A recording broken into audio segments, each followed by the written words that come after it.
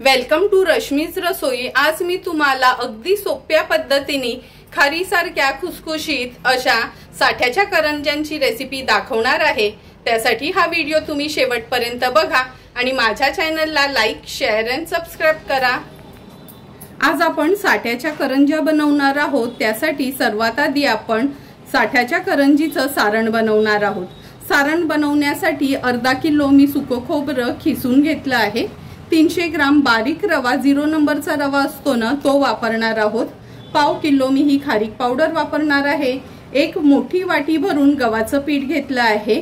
50 ग्राम खसखस वापरणार आहोत। 80 ग्राम काजू, 80 ग्राम बदाम, 80 ग्राम मनुके, 2 मोठे चमचे वेलची जायफळ पूड।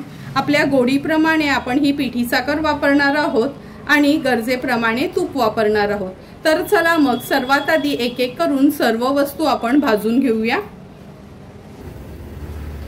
गॅसवर आपण ही कढई गरम करत ठेवली आहे। सर्वात आधी हे सुकं खोबरं जे खिसून घेतलंय ते भाजून घेऊया। गॅसची अगदी लो फ्लेम ठेवायची आहे आणि लो फ्लेमवर गोल्डन ब्राउन कलर येईपर्यंत आपल्याला हे भाजून घ्यायचं आहे। लक्षात ठेवा काळपट कलर थोडाही येऊ देऊ नये, म्हणून अगदी लो फ्लेमवरच हे खोबरं आपण भाजून घेणार आहोत। 12 ते 15 मिनिटं झाले आहेत। अगदी लो फ्लेमवर आपण हे सुकं खोबरं भाजून घेतलं आहे। असं लो फ्लेमवर सुकं खोबरं भाजलं ना का आपल्या करंज्या जास्त दिवस टिकतात। आता हे खोबरं मी एका परातीत काढून घेते। आता ह्या कढईत आपण ही 50 ग्राम जी खसखस घेतली आहे ती भाजून घेणार आहोत। तूप न घालता सुरुवातीला मी ही खसखस अगदी 2 ते 3 मिनिटांसाठी लो फ्लेमवर अशीच भाजून घेते। 2 मिनिटं झाली आहेत। ही खसखस आपण अगदी लो फ्लेमवर भाजून घेत होतो। आता आपण ह्या खसखसमध्ये चमचाभर तूप ऍड करणार आहोत। सुरुवातीला तुपावर नाही मी भाजून घेतली, अशीच नुसती परतून घेतली म्हणजे छान क्रंची होते। आता अगदी चमचाभर तुपावर फक्त परतून घेऊया।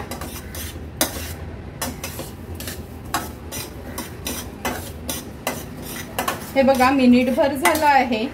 1 चमचा तूप घेतलेला त्याच्यामध्ये ही खसखस आपण अशी परतून घेतली आहे। आता ही काढून घेते। आता आपण ह्या कढईत 2 ते 3 चमचे तूप घेणार आहोत। 2 चमचे एवढं मी तूप घेतलं आहे। काजू ऍड करते तुपावर, बदाम। गॅसची फ्लेम लो ठेवून लो फ्लेमवर काजू आणि बदाम 1-2 मिनिटांसाठी तुपावर छान परतून घेऊया, म्हणजे थोडे क्रंची होतात ते।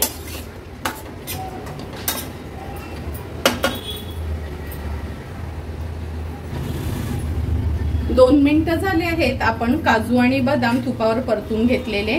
आता मनुके ऍड करते आणि अगदी मिनिटभरासाठीच हे फक्त परतून घ्यायचे।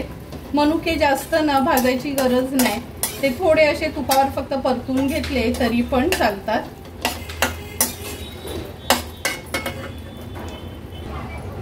एकूण 3 मिनिटं झाले आहेत। काजू, मनुके आणि बदाम आपण हे भाजून घ्यायला। आता हे पण मी काढून घेते। पुन्हा या कढईत मी 2 चमचे तूप घेते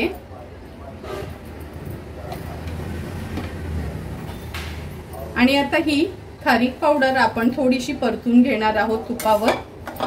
तुम्ही बघितलं असेल मुद्दाम मी सर्व इन्ग्रेडियंट्स असे थोडे तुपावर परतून घेते, म्हणजे ना आपल्या करंज्या चांगल्या टिकतात, लवकर खराब होत नाहीत। आता एक 5 ते 6 मिनिटांसाठी लो टू मीडियम फ्लेमवर ही खारीक पावडर आपण व्यवस्थित तुपावर परतून घेऊया। 5 ते 6 मिनिटं झालेत। लो टू मीडियम फ्लेमवर ही खारीक पावडर आपण तुपावर परतून घेतली आहे। हे बघा किती छान फुलली जाते। आता गॅसची फ्लेम स्विच ऑफ करते आणि ही खारीक पावडर देखील मी काढून घेते।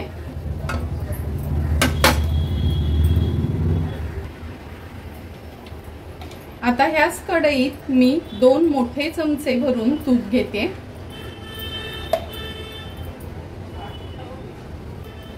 आता आपण ह्या तुपावर हा बारीक रवा ऍड करूया। बारीक रव्यासोबतच वाटीभर मी हे गव्हाचं पीठ घेतलं आहे। आता अगदी लो फ्लेमवर आपल्याला रवा आणि गव्हाचं पीठ एक 20 ते 25 मिनिटांसाठी भाजून घ्यायचं आहे। लक्षात ठेवा, गॅसची फ्लेम थोडी फास्ट करू नका। अगदी लो फ्लेमवर आपल्याला हे दोन्ही इन्ग्रेडियंट्स व्यवस्थित असे परतून भाजून घ्यायचे आहेत। 20 ते 25 मिनिटं झाले आहेत। रवा आणि गव्हाचं पीठ आपण छान तुपावर हे असं परतून भाजून घेतलं आहे। आता गॅसची फ्लेम स्विच ऑफ करते आणि रवा आणि हे गव्हाच्या पिठाचं सारण मी काढून घेते। तुपावर परतून घेतलेले आणि व्यवस्थित भाजून घेतलेले सर्व इन्ग्रेडियंट्स आपले गार झाले आहेत। आता आपण हे खोबरं जे भाजून घेतले ना, हे थोडं हाताने ना असं चुरून घ्यायचंय। लक्षात ठेवा, मिक्सरला लावू नका, कारण का आपल्याला हे असं भरडच हवंय, म्हणून फक्त हाताने चुरून घेते। आता हे चुरून घेतलेलं सुकं खोबरं आपण ह्या सर्व इन्ग्रेडियंट्स मध्ये ऍड करून घेऊया।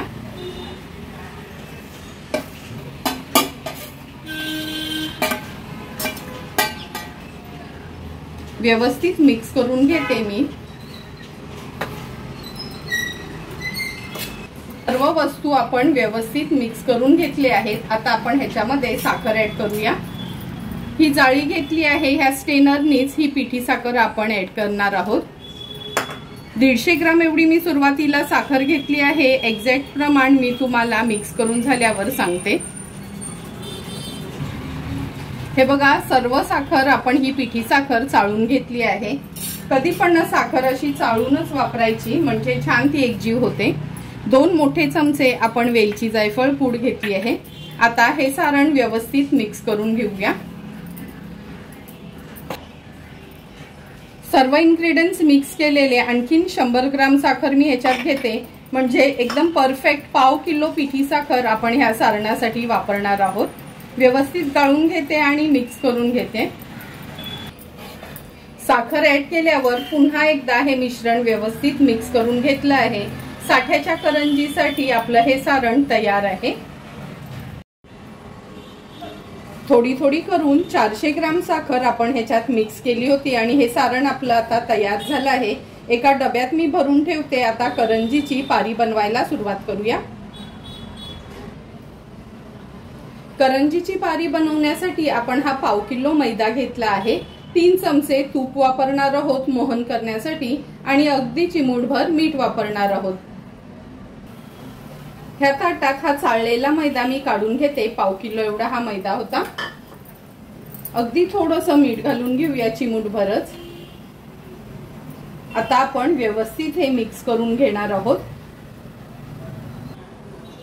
कडकडून गरम केलेलं तूप आपण ह्या मैद्यामध्ये घेणार आहोत। व्यवस्थित मिक्स करून घ्यायचे।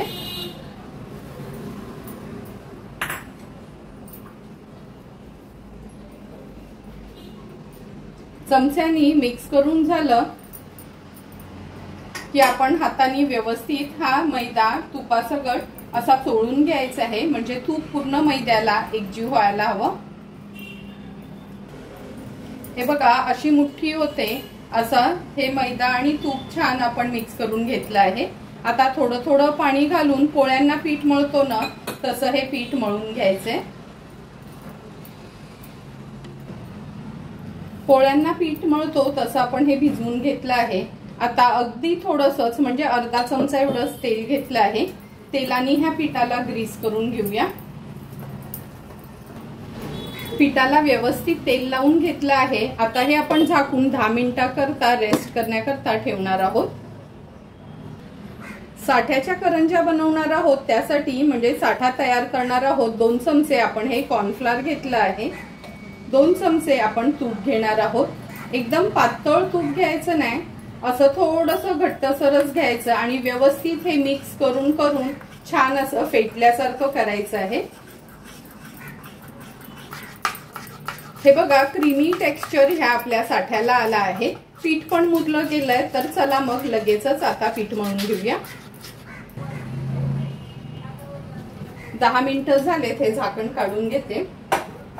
तुम्ही बघू शकता, हे बघा, आपण पीठ मळलं तेव्हा थोडंसं घट्ट होतं। आता छान 10 मिनिटात अगदी मुरलं गेलं आहे। आता या पिठाचे आपण 6 गोळे करणार आहोत, म्हणजे 6 चपात्या आपल्याला लाटायच्या आहेत। मैद्याच्या एका गोळ्याला थोडंसं मैदा लावून घेतला आहे। आता व्यवस्थित एकदम पातळ अशी ही पोळी आपण लाटून घेणार आहोत। जेवढी पातळ लाटता येईल ना तुम्हाला तेवढी ही लाटून घ्यायची आहे। हे बघा एकदम पातळ पोळी आपण लाटून घेतली आहे। आपली बोटं दिसतात ना एवढी अशी ही पातळ पोळी लाटून घ्यायची। आता ही एका नॅपकिनवर ठेवते आणि उरलेल्या 6 पोळ्या लाटून घेणार आहे। पूर्ण 6 पोळ्या आपण लाटून घेतल्या आहेत। आता ही पोळीपाटावरची पोळी आहे ना मी एका ताटावर काढून घेते आणि ह्याला साठा लावून घेऊया। हे बघा ही पोळी आपण ह्या ताटावर ठेवली आहे। आता थोडासा साठा घेणार आहोत। जो साठा बनवलाय ना त्याचे 6 भाग करायचे आहेत आणि थोडा थोडा साठा असा ह्या पोळीला आपल्याला लावून घ्यायचा आहे।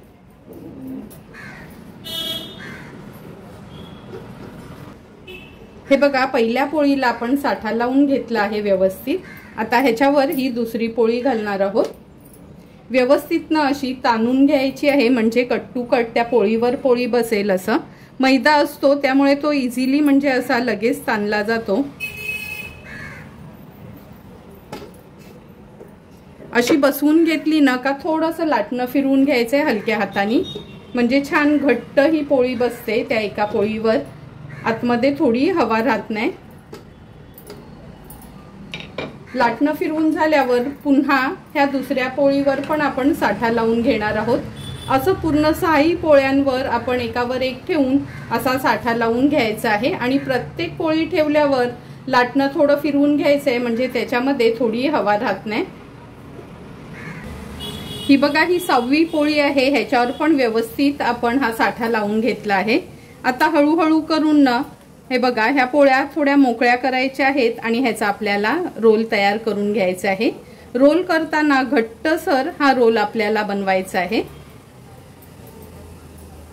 थोडी पण हवा राहणार नाही असा आपण हा रोल तयार करून घेऊया।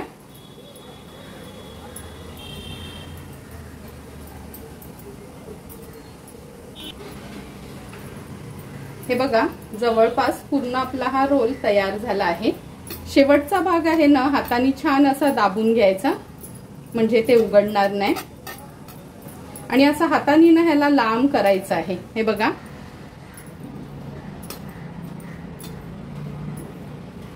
असा छान लांब लचक करून घेतला का मधनं मी ह्याचे 2 भाग करते। हे बघा रोल कट केल्यावर तुम्हाला दिसेल का किती छान लेयर आले आहेत। आता आपण ह्याचे 1-1 इंचाचे तुकडे करून घेणार आहोत।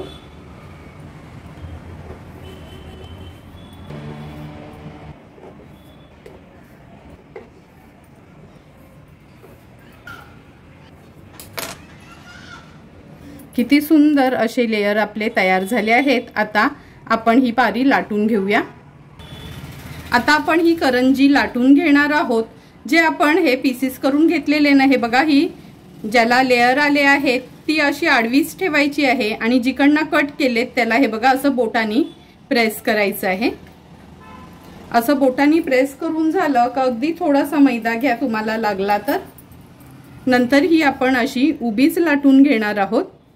नंतर थोडी आडवी पकडायची आहे आणि अलगद हाताने व्यवस्थित आपण खूप पातळ नाही आणि खूप जाड नाही अशी मीडियम आपण ही पुरी लाटून घेणार आहोत।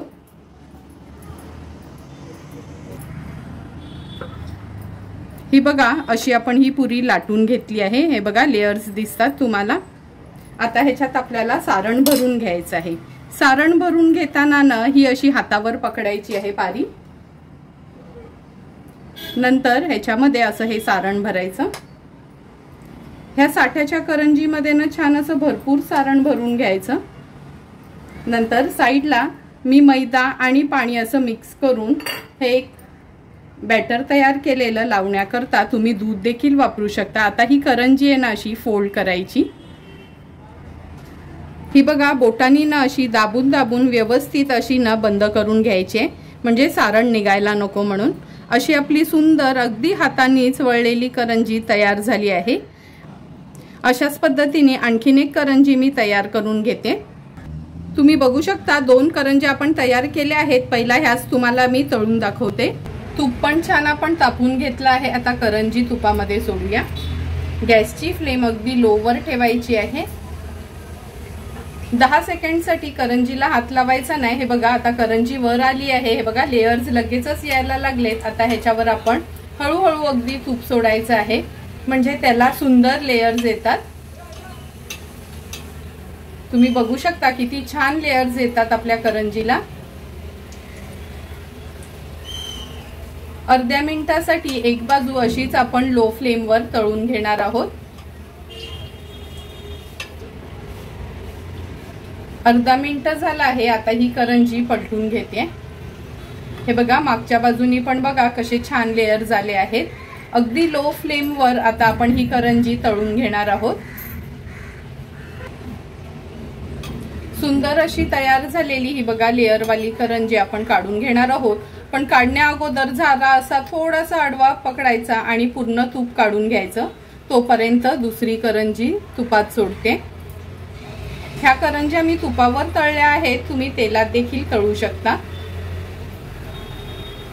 हे बघा दुसरी करंजी वर येईपर्यंत ही करंजी आपण पूर्ण तूप काढून घेतलं आहे, बाजूला ठेवते आणि ही दुसरी करंजी पण त्याच पद्धतीने तळून घेऊया। अशाच पद्धतीने एक एक करून सर्व करंज्या आपण तळून घेऊया। तुम्ही बघू शकता एक एक करून सर्व आपल्या ह्या साठ्याच्या करंज्या तयार झाल्या आहेत। थोड्या गार झाल्या का आपण ह्या सर्विंग प्लेट मध्ये सर्व करून घेणार आहोत। तुम्ही बघू शकता सुंदर अशा आपल्या ह्या साठ्याच्या करंज्या अगदी खारीसारख्या तयार झाल्या आहेत। तयार झालेल्या ह्या करंज्या आता आपण ह्या सर्विंग प्लेट मध्ये सर्व करून घेणार आहोत। अगदी सोप्या पद्धतीने मी तुम्हाला प्रत्येक टिप सांगून ह्या करंज्या तयार केल्या आहेत। तुम्हाला पण जर मी बनवलेल्या ह्या साठ्याच्या करंज्यांची रेसिपी आवडली असेल तर तुम्ही पण नक्की माझ्या पद्धतीने एकदा तरी ह्या साठ्याच्या करंज्या घरी ट्राय करा आणि मला कमेंट करून सांगा की तुम्ही बनवलेल्या ह्या साठ्याच्या करंज्या कशा झाल्यात ते। जर तुम्हाला मी बनवलेल्या ह्या साठ्याच्या करंज्यांची रेसिपी आवडली असेल तर नक्की माझ्या चॅनलला तुम्ही लाईक, शेअर अँड सबस्क्राईब करा। Thank you for watching my video.